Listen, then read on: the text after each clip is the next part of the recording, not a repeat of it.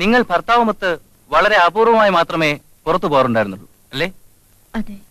പലപ്പോഴും സായാഹ്ന സവാരികൾ പ്ലാൻ ചെയ്യുകയും നിങ്ങളുടെ ഭർത്താവിന്റെ അനാസ്ഥ കാരണം അത് ഉപേക്ഷിക്കേണ്ടി വന്നിട്ടില്ലേ? ഉണ്ട്. നിങ്ങളുടെ അച്ഛനുമായിട്ട് ഭർത്താവ് നല്ല ബന്ധത്തിലായിരുന്നില്ല. നിങ്ങളുടെ അച്ഛനെ ഭർത്താവ് പലയിടങ്ങളിലും വെച്ച് പലപ്പോഴും കളിയാക്കിയിരുന്നത് മാനസികമായി നിങ്ങളെ വേദനിപ്പിച്ചിട്ടില്ലേ? ഉണ്ട്. യുവർ ഓണർ, ഭാര്യയെ വേദനിപ്പിക്കുന്നതിൽ ഒരു പ്രത്യേക രസം കണ്ടെത്തിയിരുന്ന ആളാണ് മിസ്റ്റർ രവികുമാർ എന്ന് കോടതി മുമ്പാകെ ഞാൻ ബോധിപ്പിക്കുകയാണ്. ഈ ബന്ധം ഇങ്ങനെ തുടർന്നു പോയാൽ എന്റെ കക്ഷിയുടെ മാനസിക നിലയെ തന്നെ അത് ബാധിക്കുമെന്ന് ഞാൻ ഉത്കണ്ഠപ്പെടുകയാണ്. U may proceed. നിങ്ങളുടെ വിവാഹം കഴിഞ്ഞിട്ട് എത്ര വർഷമായി? 1.5 വർഷമായി. ഭർത്താവിൽ നിന്ന് പിണങ്ങിപ്പോകുന്നവരെ നിങ്ങൾ ഗർഭിണിയായിട്ടില്ലല്ലോ? ഇല്ല. ഒരമ്മയാകണമെന്നുള്ള നിങ്ങളുടെ ആഗ്രഹത്തെ നിങ്ങളുടെ ഭർത്താവ് മാനിച്ചില്ല എന്ന് ഞാൻ പറഞ്ഞാൽ അതിലുള്ള പൊരുത്തക്കേടുണ്ടോ? അറിഞ്ഞൂടാ. അറിഞ്ഞുകൂടാന്ന് പറയുന്നൊരു ഉത്തരവല്ല. ഞാൻ പറയുന്നത് നിങ്ങൾ യോജിക്കുന്നുണ്ടോ? എന്തു പറയുന്നു? നിങ്ങൾ യോജിക്കുന്നുണ്ടോ? യോജിക്കുന്നു. എന്റെ അനുമാനം ശരിയാണെങ്കിൽ കിടപ്പറയിൽ പോലും മിസ്റ്റർ രവികുമാറിന് നിങ്ങൾ പ്രതീക്ഷിച്ച ഭർത്താവാകാൻ സാധിച്ചില്ല എന്ന് ഞാൻ കോടതിയെ ബോധിപ്പിച്ചാൽ നിങ്ങൾ സമ്മതിക്കുമോ? ഒബ്ജക്ഷൻ യുവർ ഓണർ, ഈ ചോദ്യം അപ്രസക്തമാണ്. Yes, objection sustained. You may proceed. കിടപ്പറയിലെ ഭർത്താവിന്റെ പെരുമാറ്റത്തെ പറ്റി ആദ്യമായി കോടതിയിൽ കയറുന്ന ഒരു സ്ത്രീയോട് ഇത്ര പരസ്യമായി ചോദിക്കുകയാണെങ്കിൽ ഇനിയും വിശദാംശങ്ങൾ പറയേണ്ടി വരുമോ എന്ന് ഭയന്ന് അവർ ഒന്നും മിണ്ടാതെ നിന്നാൽ ആ കെയർ ഓഫിൽ ഭർത്താവിന്റെ സ്വഭാവത്തെ പറ്റി ഇങ്ങനെ വ്യാഖ്യാനിക്കുന്നത് ന്യായമാണോ? Yes, continue. ഇതുവരെയും എന്റെ കക്ഷി ഗർഭിണി ആയിട്ടില്ല എന്നുള്ളത് എന്റെ ഈ കേസിൽ എനിക്ക് എടുത്തു പറയേണ്ട കാര്യമാണ്. അത് മാത്രമല്ല, അമ്മയാകാനുള്ള തന്റെ ആഗ്രഹം എന്റെ കക്ഷി ഇവിടെ പ്രകടിപ്പിക്കുകയും ചെയ്തിട്ടുണ്ട്. ആ നിലയ്ക്ക് മിസ്റ്റർ രവികുമാറിന്റെ സ്വകാര്യ ജീവിതത്തെ പറ്റി എനിക്ക് ചർച്ച ചെയ്തേ പറ്റൂ. Objection your honour. യെസ്. വിവാഹം കഴിഞ്ഞ് 10ാം മാസം ഭാര്യ പ്രസവിച്ചില്ലെങ്കിൽ ആ ബന്ധത്തിന് അർത്ഥമില്ലെന്നാണോ ഈ പറയുന്നത്? ഭാര്യ എപ്പോൾ പ്രസവിക്കണമെന്ന് തീരുമാനിക്കുന്നത് ഭർത്താവാണ്, സമൂഹമല്ല. Now you may proceed. Your honour, ഇപ്പോൾ കേട്ട ഈ വാദമുഖങ്ങൾ വെറും ഒരു വികാര പ്രകടനം മാത്രമാണെന്ന് ഞാൻ ബോധിപ്പിക്കുകയാണ്. എന്റെ കക്ഷിക്ക് ഭർത്താവിൽ നിന്നും ന്യായമായി കിട്ടേണ്ട ഒന്നും തന്നെ കിട്ടിയിട്ടില്ല, ഒരു കുഞ്ഞു പോലും. I object your honour. Yes. സ്വാർത്ഥ താല്പര്യങ്ങൾക്ക് വേണ്ടി ഇവിടെ വസ്തുതകളെ വളച്ചൊടിക്കുക. ഒരു ഭർത്താവ് എന്ന രീതിയിൽ ഞാൻ എന്റെ ഭാര്യയോട് പൂർണ്ണമായും നീതി പുലർത്തിയിട്ടുണ്ട് എന്ന് മാത്രമല്ല, മാനസികവും ശാരീരികവുമായി ഞങ്ങൾ സംതൃപ്തരുമാണ്. ബഹുമാനപ്പെട്ട കോടതി മുമ്പാകെ ഞാൻ ബോധിപ്പിക്കുകയാണ്, എന്റെ ഭാര്യ ഗർഭിണിയാണ്. ശരിയാണോ? നിങ്ങൾ ഗർഭിണിയാണോ?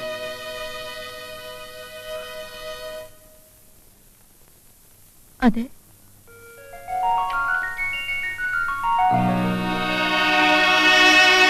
Subjected to medical examination, the case is adjourned. എന്റെ കർത്താവേ, എന്നെ ഈ കേക്കുന്നേ? ശോഭന ഇവിടുന്ന് പോയിട്ട്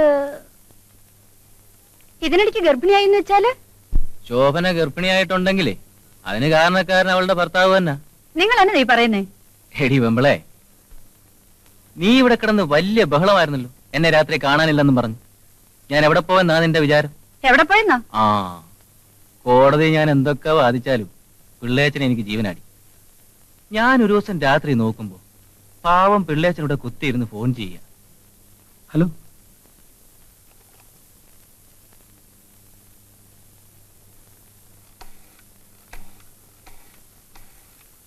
ഹലോ, ആർക്കാ വിളിച്ചാ ഫോൺ ചെയ്യുന്നത്? ശോഭനയ്ക്കായിരിക്കും. എനിക്ക് വയ്യ തോമസ്, എനിക്കവളെ കാണാതെ വയ്യ. ഒന്നും വേണ്ട, എന്തെങ്കിലും ഒന്ന് കണ്ട് സംസാരിച്ചാൽ മതിയായിരുന്നു. പിള്ളേച്ചൻ വിഷമിക്കാതെ, ഞാൻ നിങ്ങളെ സഹായിക്കാം. മതിലിടാൻ പറ്റൂ?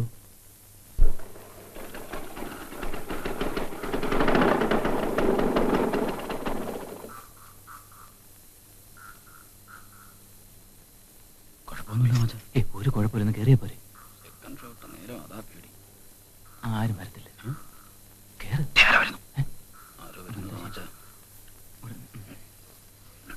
പിള്ളേച്ചോ, ഓ, ഈ പോക്ക് പോയാലേ ആ, നമ്മുടെ മന്ത്രിസഭ ഇങ്ങ് പോരും താഴോട്ട്.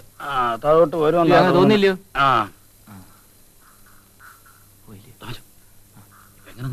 അതൊക്കെ കയറാന്ന്. ചെരുപ്പൂരിട്, സ്കൂളിലോട്ട് കയറാനല്ലേ? ഇത് സീറ്റ് ചവിട്ട്. കയറിയോ? പിടിച്ചോണേ. ശോഭനയോട് ഞാൻ പ്രത്യേകം ഫോൺ ചെയ്ത് പറഞ്ഞിട്ടുണ്ട്. കയറിയോ? ഭയങ്കര ഹൈറ്റില്ല. ഓ, സാരമില്ല.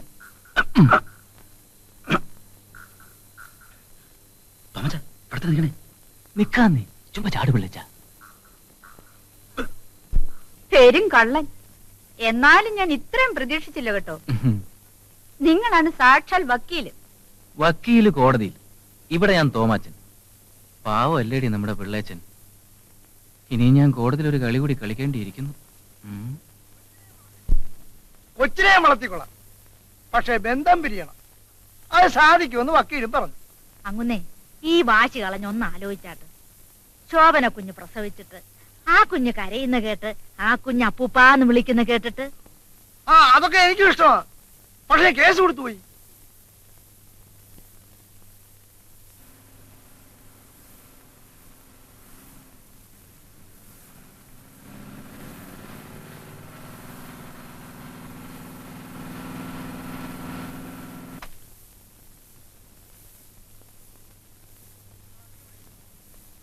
നീ ഇവിടെ ഇരി. സാർ,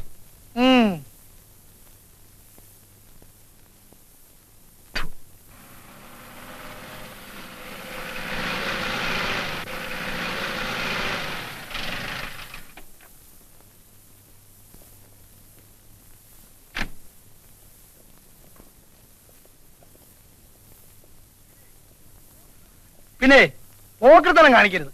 അത് ഇവിടെ വെച്ച് പറഞ്ഞത് നന്നായി. അതിനകത്തായിരുന്നെങ്കിൽ കോർട്ട് ലക്ഷ്യമായനെ. മനസാക്ഷിക്ക് നിരക്കാത്ത പണി ചെയ്യരുത്. പകൽ എനിക്ക് വേണ്ടി വാദിക്കുകയും രാത്രി പോയി. ഇനി നിങ്ങൾ പറയാൻ പോകുന്ന അസഭ്യമാണെന്ന് എനിക്കറിയാം. കോടതിയിൽ നിങ്ങൾക്ക് അനുകൂലമായി വാദിക്കുന്നതിനാണ് നിങ്ങൾ എനിക്ക് കാശ് തരുന്നത്. ഞാൻ വാദിക്കുന്നതിന് മൂർച്ച പോരാന്നുള്ള വിശ്വാസം എനിക്കില്ല. കണ്ടില്ലേ മോള് ബോധം കെട്ട് വീണത്? ഇനി കൊല്ലണോ? ഉണ്ട്, അതിന് പറ്റിയ ചോദ്യങ്ങളുണ്ട്. പിന്നെ രാത്രി ഞാൻ കാശിക്കും തെങ്കാശിക്കും പോകുന്നത് എന്റെ വ്യക്തിപരമായ കാര്യം. അതിനുള്ള സ്വാതന്ത്ര്യം ഭരണഘടനയിലുണ്ട്. വരണം. എന്റെ കക്ഷി ഗർഭിണിയാണെന്ന് മെഡിക്കൽ എക്സാമിനേഷനിൽ തെളിഞ്ഞെങ്കിലും എന്റെ വാദമുഖങ്ങളിൽ നിന്നും ഞാൻ വ്യതിചലിക്കുന്നില്ല. ഈ നിലയ്ക്ക് ഗർഭത്തിന് ഉത്തരവാദി ആരാണെന്ന് തെളിയേണ്ടിയിരിക്കുന്നു. I object your honour. Yes. അച്ഛൻ ഞാനാണ്. Objection your honour. യെസ്. ഞാനാണെന്ന് പറഞ്ഞുകൊണ്ട് മാത്രം കുട്ടിയുടെ അച്ഛനാകുന്നില്ലല്ലോ. ഒബ്ജക്ഷൻ. യെസ്. അച്ഛൻ ആരാണെന്ന് എങ്ങനെയാ തെളിയിക്കാൻ പറ്റുക? അമ്മ പറയുന്ന ആളല്ലേ കുഞ്ഞിന്റെ അച്ഛൻ? അമ്മ പറയട്ടെ. കുട്ടിയുടെ അച്ഛൻ ആരാണെന്ന് കോടതിയെ ബോധിപ്പിക്കാനുണ്ടോ? ചേട്ടനാണ്. Objection your honour.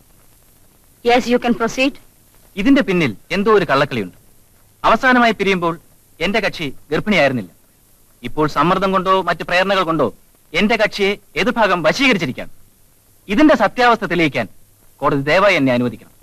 Yes, proceed. കുട്ടിയുടെ അച്ഛൻ മിസ്റ്റർ രവികുമാർ ആണെന്ന് സമ്മതിച്ച സ്ഥിതിക്ക് ഈ കേസിന്റെ പുരോഗതിക്കായി നിങ്ങൾ ചിലത് കോടതിയിൽ തുറന്നു പറഞ്ഞേ പറ്റൂ. നിങ്ങൾ എപ്പോഴാണ് ഇതിനിടയിൽ മിസ്റ്റർ രവികുമാറിനെ കണ്ടത്? എപ്പോഴാണ് കണ്ടത്? എവിടെ വെച്ച് കണ്ടു?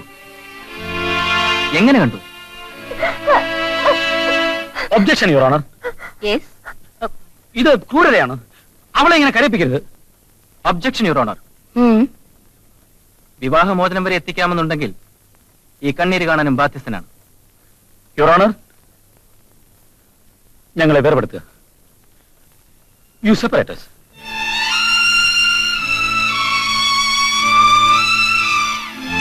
ഗർഭിണിയായ എന്റെ ഭാര്യയ്ക്ക് ഏറ്റവും പ്രസന്നമായ മാനസികാന്തരീക്ഷം നൽകുക എന്നുള്ളത് ഒരു ഭർത്താവ് എന്ന നിലയിൽ എന്റെ കടമയാണ്. അവളിപ്പോൾ സഹിക്കുന്ന ഈ വേദനയുടെ ഒരു പങ്ക് നിരപരാധിയായി എന്റെ കുഞ്ഞും അനുഭവിക്കുകയാണ്. ജനിക്കാൻ പോകുന്ന ആ കുഞ്ഞിന്റെ പേരിൽ ഞാൻ കീഴടങ്ങും.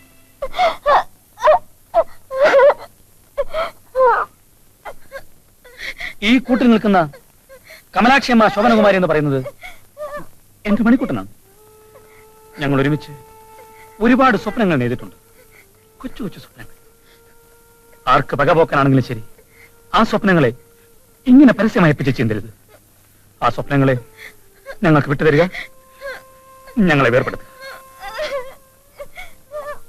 ബഹുമാനപ്പെട്ട കോടതിയോട് എനിക്കൊരപേക്ഷ കൂടിയുണ്ട്. ഞങ്ങളെ വേർപെടുത്തിയാലും നാളെ എന്റെ കുഞ്ഞ് വളർന്നു വരുമ്പോൾ അതിന്റെ അച്ഛൻ ആരാണെന്ന് ചോദിച്ചാൽ അച്ഛൻ ഞാൻ തന്നെയാണെന്ന് പറയാനുള്ള അവകാശം അതിന്റെ അമ്മയ്ക്കുണ്ടാകും.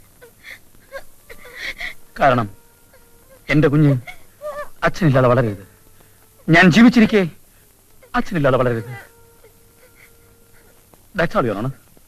കേസ് വിധി പറയുന്നതിലേക്ക് ഏപ്രിൽ 18 മാറ്റിവെച്ചിരിക്കുന്നു.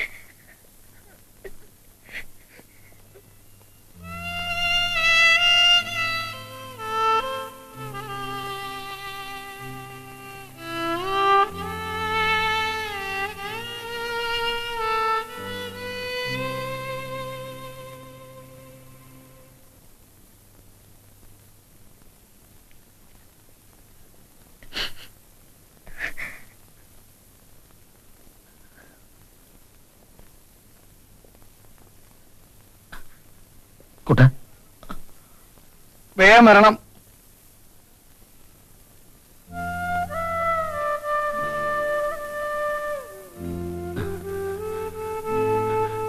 ഇനി ഇങ്ങനെ വിളിക്കാനുള്ള അവകാശം എനിക്കില്ല കുട്ട. നമ്മൾ വെറും തമാശയ്ക്ക് പിണങ്ങിയതല്ലേ. ഇപ്പൊ നമ്മൾ എത്ര തന്നെ ആഗ്രഹിച്ചാലും ഇനി നാം എങ്ങനെ ജീവിക്കണം തീരുമാനിക്കേണ്ടത് വേറെ ഒരുപാട് ആൾക്കാരാണ്. ഒരു ഏപ്രിൽ 18 നമ്മൾ കണ്ടുമുട്ടി. അന്ന് എനിക്കെന്ത് സന്തോഷമായിരുന്നു. പക്ഷേ ഈ വരാൻ പോകുന്ന ഏപ്രിൽ 18